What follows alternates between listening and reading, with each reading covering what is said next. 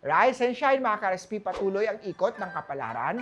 Narito na po ang libreng feng shui at horoscope mula kay Master Hans Kua.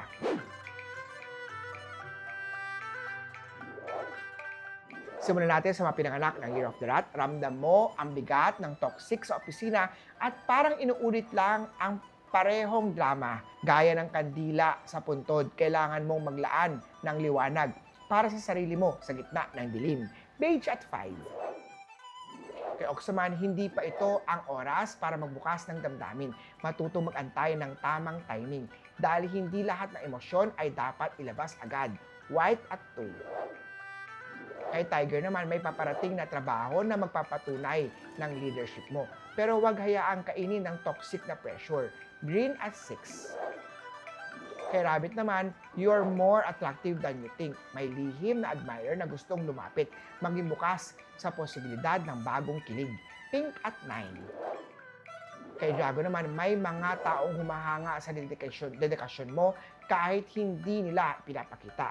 Pero huwag hayaan na masira ng toxic na kumpanya ang passion mo sa pangarap mo. Red at 1.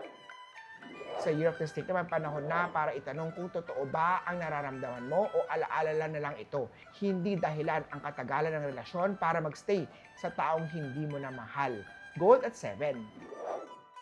Kay Horse naman, hindi mo kailangan pansinin lahat ng trabaho, lalo na sa toxic na environment. Matutong mag-delegate.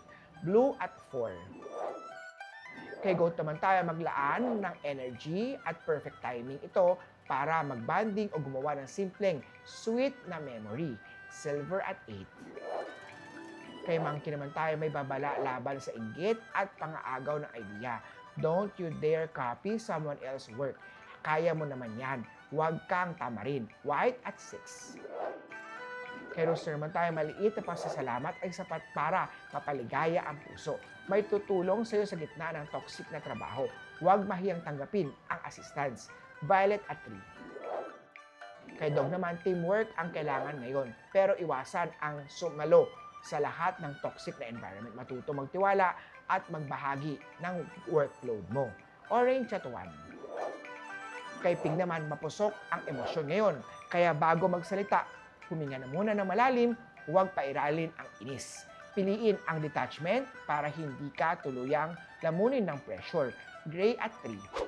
Muli po, ito po'y gabay horoscope lamang mula kay Master Hans Kua. Nasa inyong mga kamay nasa lalay ang inyong tagumpay. Kaya lagi tayo ating positive at i-manifest natin ang success. Mga ka-RSP,